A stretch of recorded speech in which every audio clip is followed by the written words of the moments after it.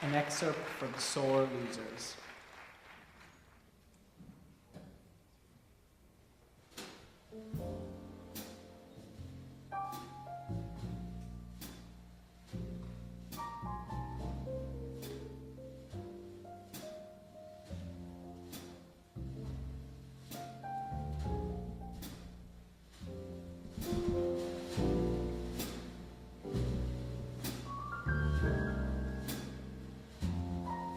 The apartment was spare.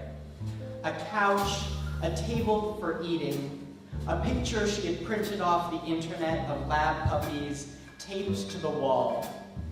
There was a lovely quiet to the apartment, an emptiness that suggested a plenty rather than a lack, a hazy static to the living room air that induced a visitor to stay.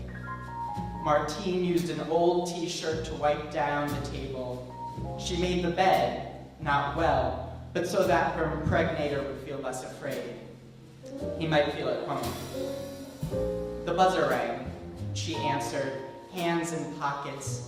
A suit stood at the doorway, his arms dripping from the cuffs, and his skin unlike hers in every way. She extended her hand to shake. She offered him tea.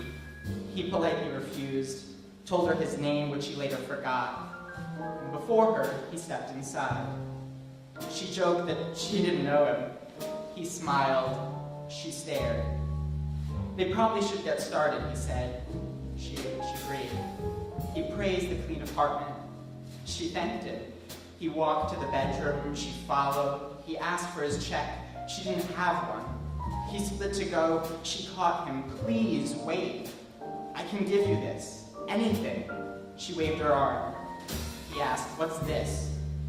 Take what you want. She waved her arm about. Miss, I don't barter. Please, I need this, she said. I'm busy.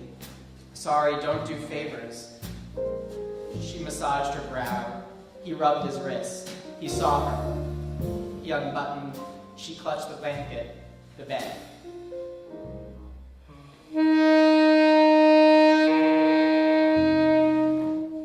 She rolled over to protect the baby, which had come from some ocean, the dark part of some distant water, just as she had done, and her 3 children had done, and now the baby illuminated inside her had unfurled all its embryonic limbs to test her organs, to test her ability as a mother to provide and protect.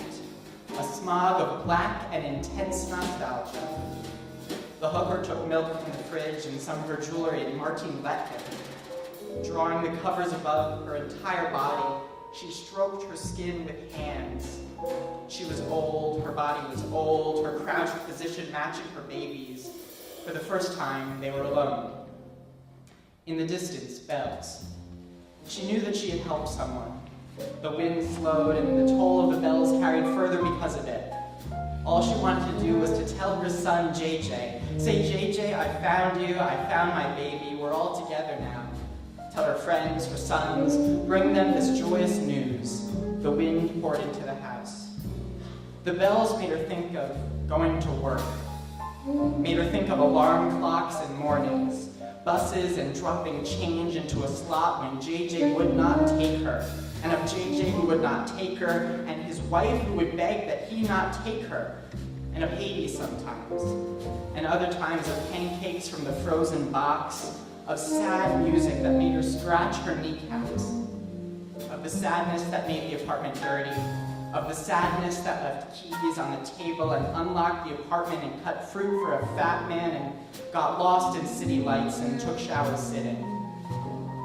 She looked into the bed sheets far as she could and felt as if she were hiding inside a wedding dress. Under the bed sheets, she felt there was room for more people.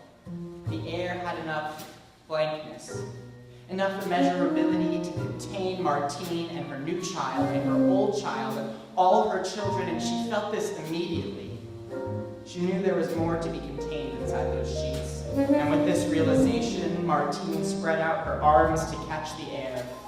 The winds calmed after some time, cooling her apartment. Martine slept with all her children there that night, 5 boys.